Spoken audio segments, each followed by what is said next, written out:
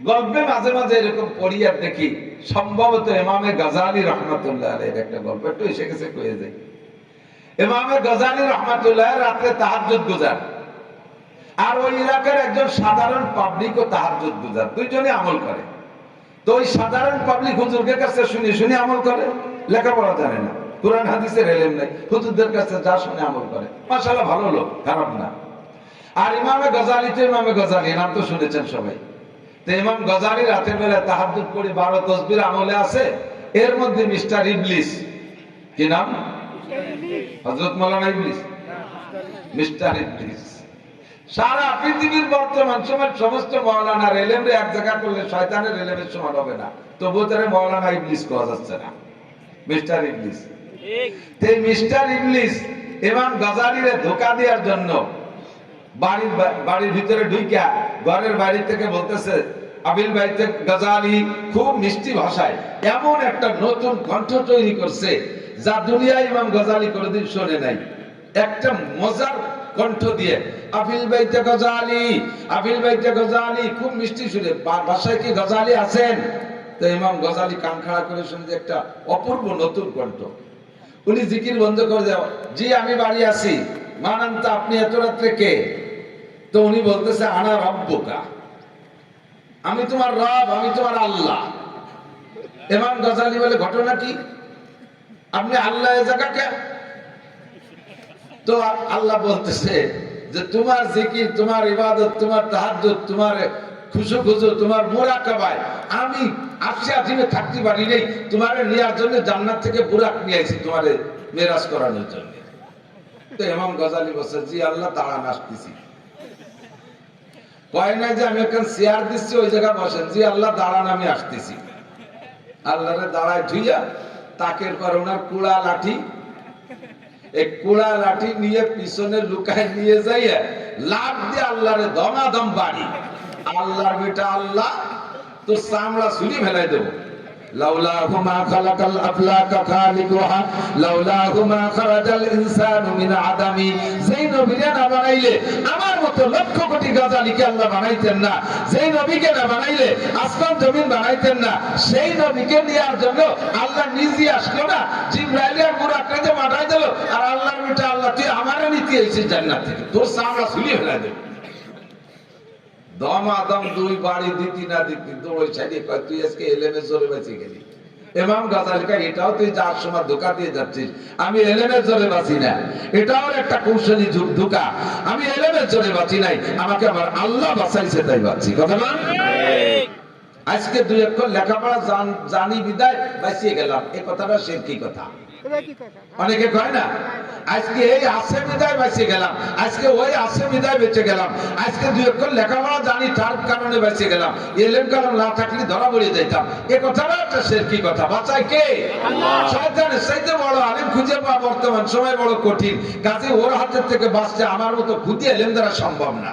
আমার এই এলেমের মধ্যে ধোঁকা দিয়ে ফেলে, এলেমের মধ্যে আমলের মধ্যে আমার ধোঁকা দিয়ে ফেলে, আমি টের পাই না। তো ওই জায়গাতে মায়ের খাইয়া চিন্তা হলো যে বলি আদমের কাছে মায়ের খাবো, এই মার শোধ না দিয়ে যাব না। তো কোন জায়গা যাবে শোধ দিতি? যাইতে যাইতে দে ওই গ্রামের শেষ প্রান্তে আর এক বুড়ো সাধারণ পাবলিক, সে ওই ইবাদত করতেছে। তো যাইয়ে তার দরজা বলছে, আবিল ভাইতে ভোলান, আবিল ভাইতে ভোলান, বাসায় কি অমুক আছো? কয় জি আসি। কে? কয় আনা রব্বুকা, আমি তোমার রব। জি আল্লাহ, কেন? আমি তোমার জিকির ফিকির তাহাজ্জুদ ইশরাক তাওয়াবিন চাষতে মুগ্ধ হইয়া, তোমার মুরাকাবার ধ্যানে পাগল হইয়া আমি আরশে আজিমে থাকতে পারিনি, তোমার জন্য জান্নাতি বুরাক নিয়ে চলে এসেছি। আল্লাহু আকবার। তো জি আল্লাহ আসতেছি। উনি বেশ গোছগাছ করে একটা আত্মটা, আল্লাহ যখন আইছে আল্লাহর সাথে তো যাতে হবে, যে পোশাক আছে যাওয়া যায় না, একটু সাজে গুজে জি আল্লাহ দাঁড়ানো, আমি পাগড়ি টাগড়ি পরে আসি। কায়দারে সাজে গুজে পাগড়ি টাগড়ি পইরা গেছে, যাই দেখা যে কার গোল্লিতে যেন গাদা একটা খুলে বুরাক বানায় নিয়েছে। চোর শয়তান গাদা একটা খুলে এই যে বুরাক, আল্লাহ সুফি সাহেব ওঠেন। তো যদি গাদার মতো দেখা যায় বা অন্ধকারে তুমি টের পাচ্ছ না, বসো, আমি তোমার জন্য গাদা নিয়ে আসতে গেছি, বসো। এবার গাদার পিঠে বসাইয়া দৌড় শুরু করছে, ধুমসা দৌড়। প্রথম দৌড়ি পাগড়ি খুলে গেছে, আল্লাহ পাগড়ি খুলে গেছে, কোটা থাক, জান্নাতি পাগড়ি পরানো হবে। এরপরে জামা খুলে গেছে, আল্লাহ জামা নাই, থাকে আলাদা জামা দেওয়া হবে। এরপরে ব্যাট বাগানার কাটার মধ্যে দিয়ে দৌড়াচ্ছে, আল্লাহ যে লুঙ্গিও খুলে গেছে, ওটা থাক। পুরো আগাগোড়া খুলে ল্যাংটারি বেড়েছে, উনি যাচ্ছে আসছে আসবে। সারা গা কাটায় ছিঁড়ে ঘুরে ফাঁকা ফাঁকা হইয়া সারা রাত ধরে দৌড়াইয়া লাস্টে ওই সবিজামের বাড়ির গোয়ালির নিচে যে গোবর গাদা, এই গোবর গাদার মধ্যে মাজার সময়, এই সময় ফজরের আজান দিয়ে দেয়, আজান শুনে তো শয়তান থাকতে পারে না, ওই গোবরের মধ্যে মাজার সময় দাবাইয়া ওনার ঘরের থেকে কালা আড়ি একটা মাথার পর দিয়ে, ওদিকে তো পুরো ন্যাংটা দিয়ে দাঁড় করে রাখছে। আল্লাহ কোন জায়গায় আসলাম, হয়তো সিদরাতুল মুনতাহায় আসছো, থাকো, এরপরে আমি ফেরেশতা পাঠাচ্ছি, হেনতে তুমি আরশে আজিমে যাবা।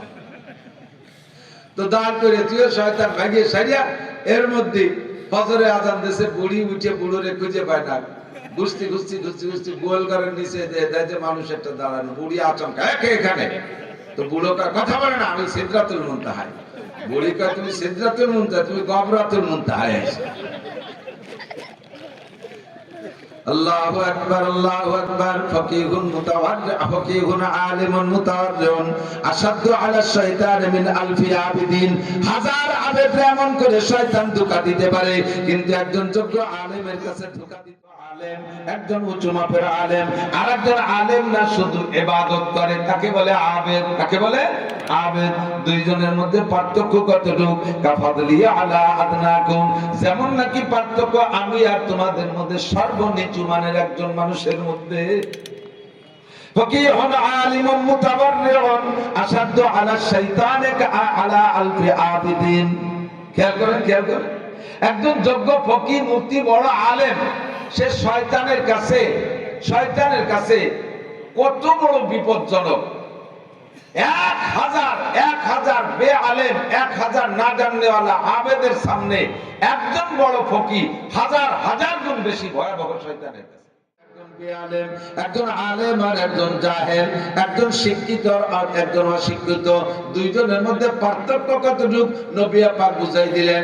কাফাদলি আলা আদনাকুম, যেমন পার্থক্য আমি আর তোমাদের মধ্যে সবচাইতে নিচু মানের একজন মানুষের মধ্যে পার্থক্য।